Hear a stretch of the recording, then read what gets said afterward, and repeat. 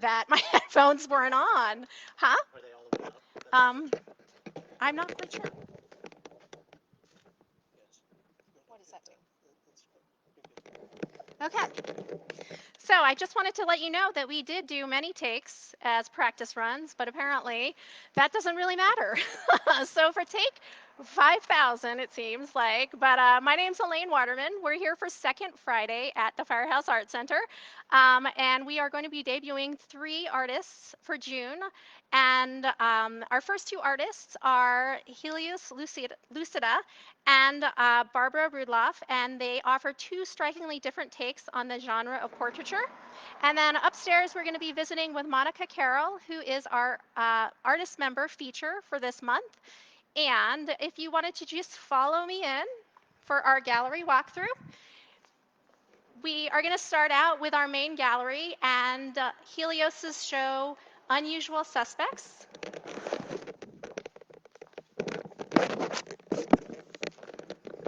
Hi everyone, my name is Grace Gutierrez and I'm the curatorial assistant here at the Firehouse, and I'm going to talk about Helios Lucida's work. The show is called Unusual Suspects. He's a Colorado artist, and the exhibition has 8 large portraits. All of them are oil paintings on canvas. The individuals in the paintings are mostly drag performers that he was actually invited to photograph over the span of several years. During that time, he really grew this appreciation for their amazing costumes, but also the characters and personas that they take on. Also included are self-portraits. But what really makes these paintings special is his ability to push portraiture towards abstraction. And what he does is really forces us to contemplate levels of self-expression, levels of representation, with these levels of paint, these layers of paint. It forces us to think about who is this person in the portrait, and then who are we on these levels of performance and identity. As we look through the works, I think the most exciting thing about them is the process and the technique and the application of the paint to these works. The texture is really something that you should see in person. I'm sure that videos and pictures just really don't do that justice. But what he does is he'll paint a portrait of someone in a traditional manner, but then use paint mediums or special brushes or palette knives to create these like crazy drips and like just rakes through the paint to create these like cool ridges and clumps. And it's very deliberate, but it creates something that is just so unpredictable and so exciting, almost to the point where it's unrecognizable. But yeah, I really hope that you can all make it through to see these in person. We do have the arrows taped to the floor for social distance practicing, so we want to keep everybody safe. But again, it's up till July 26th, and thank you so much.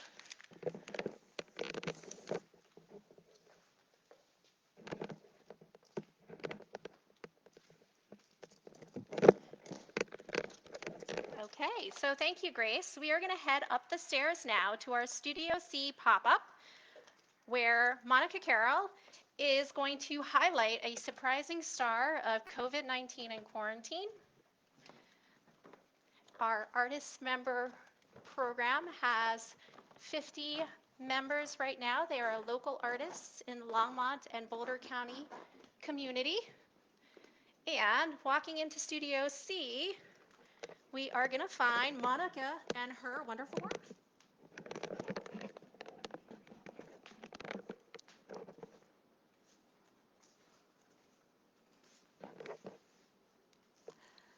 Hi, I'm Monica Carroll. I'm an artist member here at the Firehouse Art Center.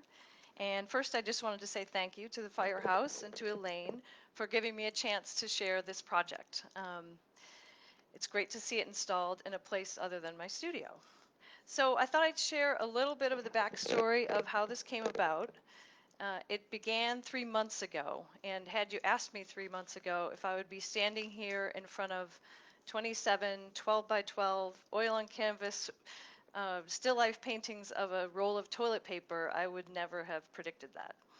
Um, it began with just one painting, kind of a typical day in my studio. Sometimes when I'm in between projects, I will just make myself go down there and paint. I had chosen a 12 by 12 canvas, and I chose this roll of toilet paper that had arrived via Longmont shuttle.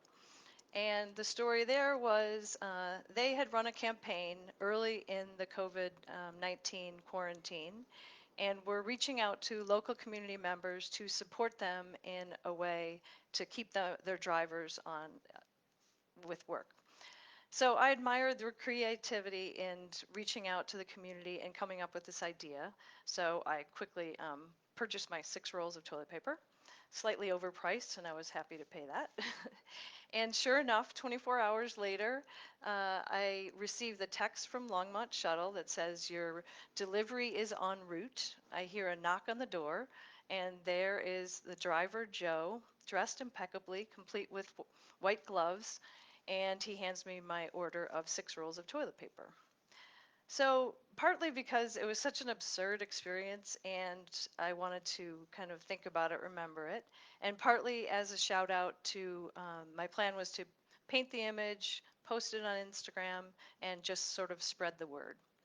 And what surprised me as I did those things, there were a couple things that surprised me. When I did go to post it on Instagram, it was shocking how quickly people responded to this slightly quirky painting of a roll of toilet paper. And for me, that spoke to the way that this object has become a symbol of our time in such a swift fashion that was kind of unbelievable. And the other piece of that, too, which came up actually in a crit here at the Firehouse with Brandy, was the way that an object can reflect a time period. And in the case of toilet paper, which apparently there's a great podcast on the history of toilet paper that Brandy has watched. I haven't watched it yet, but we talked about the fact that it was a luxury item early on and a sort of a status symbol. And so here we are in our time, and it's a more democratic object.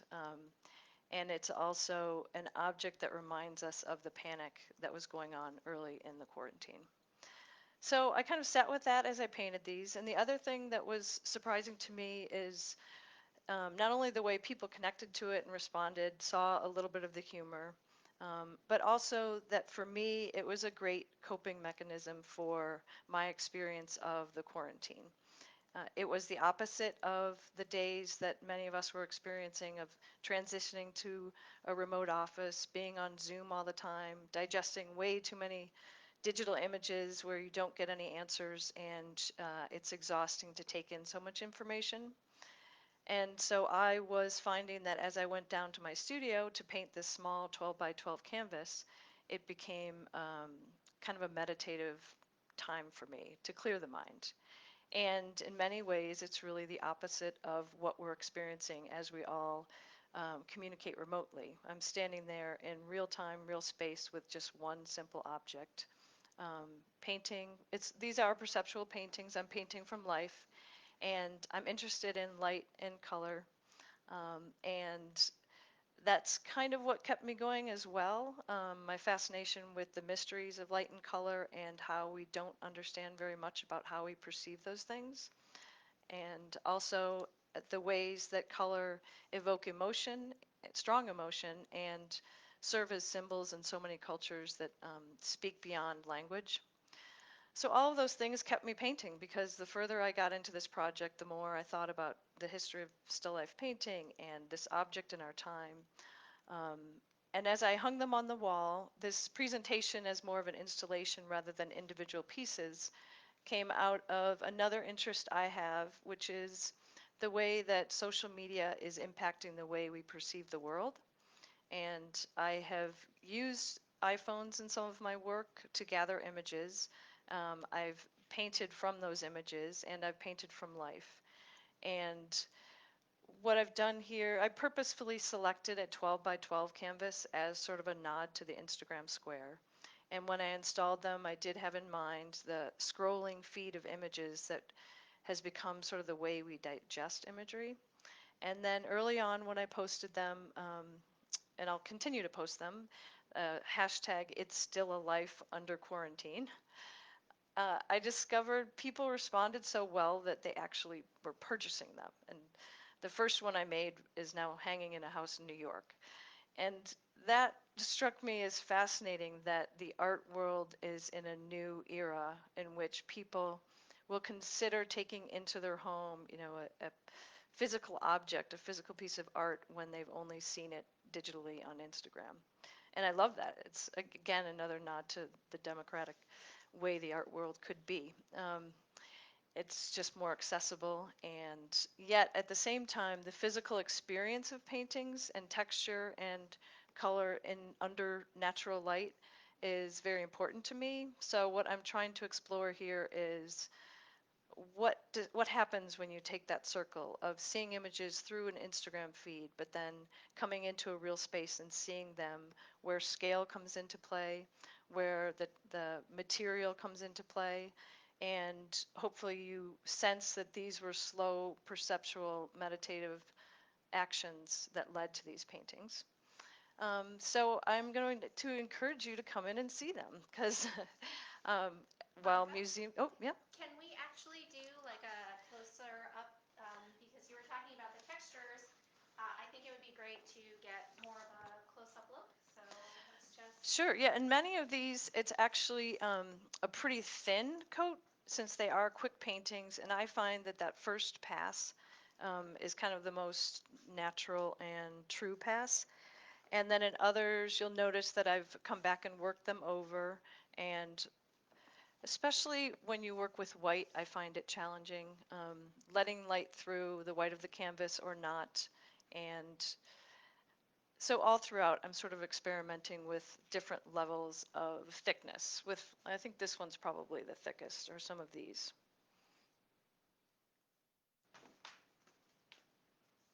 Awesome.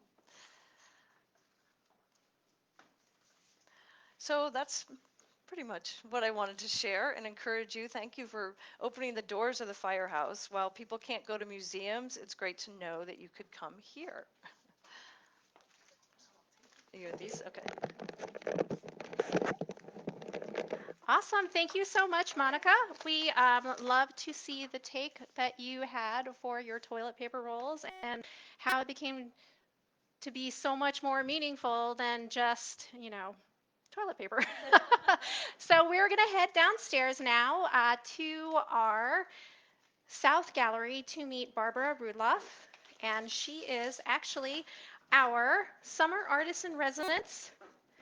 And she is going to be working throughout the summer on a series of 12 by 12 oil portraits of lesbians within her social circle wearing their protective masks. So it is an honor to have her here as our artist in residence. And as we're walking through our main gallery again, we are going to come into the South Gallery. Just sneak in front of the camera and hand off the mic. Hello, everyone. So my name is Barbara Rudlaff. I'm the artist in residence this summer at the Firehouse Art Center. I'm super excited and honored to be here. We'll just take a little swing around the studio to show you what it's like. It's far more luxurious and well lit than what I have at home, so I'm super delighted to be here. I just wanted to show a few of my paintings. They'll be hanging up here over the summer, just to kind of give you an idea of the work that I do. This first one is called Drag. It's me as a child, and the idea being, which is drag for me as a child? Is it the bow tie and the little pipe and the hat, or is it the little frilly dress? I think you know.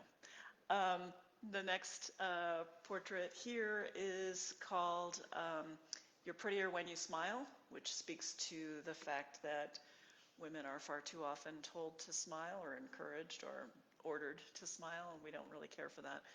This speaks to the exhaustion that we can feel when that happens.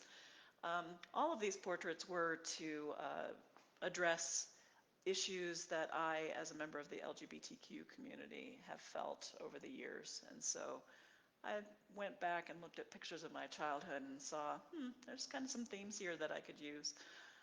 Another one is, this one is called Dress Shoes. I didn't much care for wearing dresses, and when I was forced to, I would make a point of imposing my own personality here. So those were the shoes that I chose to wear with dresses. So that's classy. Anywho, what I'll be doing for the residency here, the project that I'll be working on, is going to be featured in a show in September called Scene. The show itself is called Scene. It's to do with the human impulse to be represented, just to be recognized and to kind of leave our mark.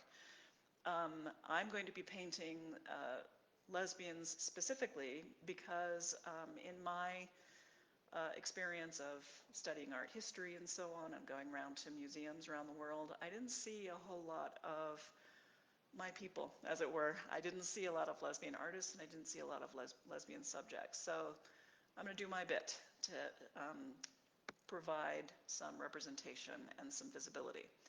I'll be doing 12 by 12 oil paintings. You can see this gorgeous subject here. Underway. It needs some work still. And I'll be here on Saturdays, most Saturdays during the summer, and I would encourage you to stop by, wearing your mask, of course. And you can ask questions about my process, or just have a look at and see how the progress is going.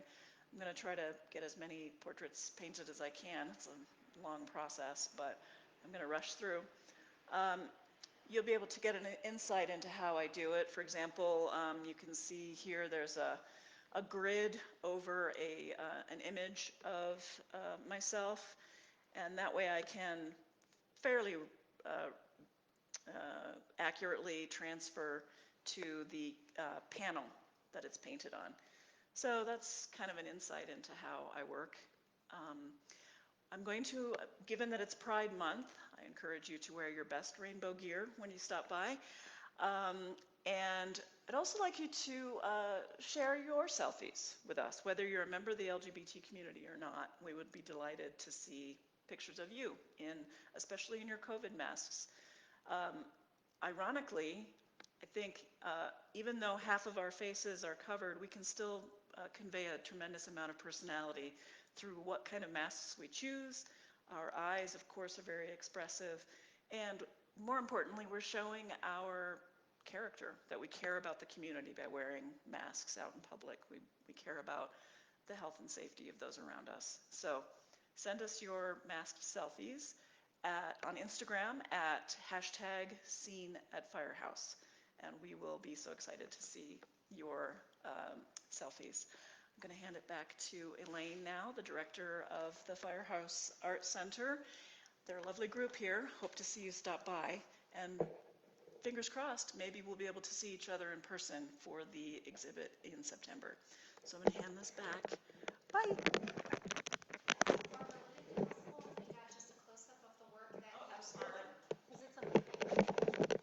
It's amazing that it's a work in progress, and then the depth that you're getting in there already is just it's really striking. Thank you. It's one of the things Eckhart Tolle, on the mic again.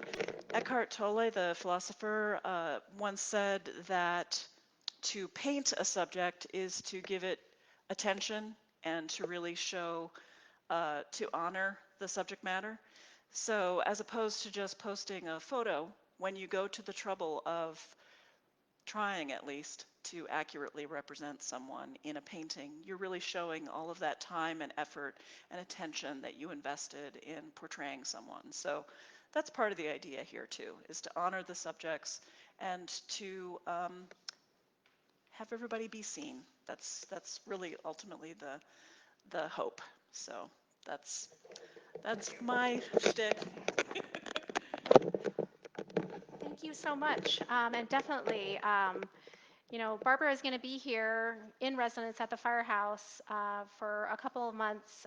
So hopefully there will be an opportunity for everyone to stop by. And I know that she mentioned that Saturdays from 12 to 5 that she'll be here. And we're also open that day just to come in. You don't need to make an appointment for Saturday. The other days that we're open, so Sunday, Wednesday, Thursday, and Friday, we are also open and available from 12 to 5, but you do need to call in to make an appointment to come see the work, just so that we can kind of control the amount of people that are in here and to provide a safe environment for the community. So right now, we're not wearing masks, but we're still trying to keep our distance. We do usually wear masks, but as far as like a live presentation, it's probably not the best. So if you wanted to come out back into the main gallery, we can say goodbye and close our second Friday walkthrough. I just wanted to say we are making this walkthrough available because, there are some in the community that don't feel safe coming out to museums, galleries, just to be out and about. But we are still here. We're open and very happy to be reopening, but we're also happy to provide these virtual experiences for you during this time. Our Helios exhibit is going to be up until July 26th. Um, we also have other online opportunities that we are going to be sharing with you. We do have our kids classes that are virtual and live streamed Tuesdays and Thursdays at 1 p.m. And we are also working with Koi Inc. and the Longmont Downtown Development Authority for a virtual art market series. It's the Art Walk Strongmont virtual market series, and you'll find information about that on firehouseart.org. So to close, I just wanted to say happy Pride Month. Uh, love one another, be kind.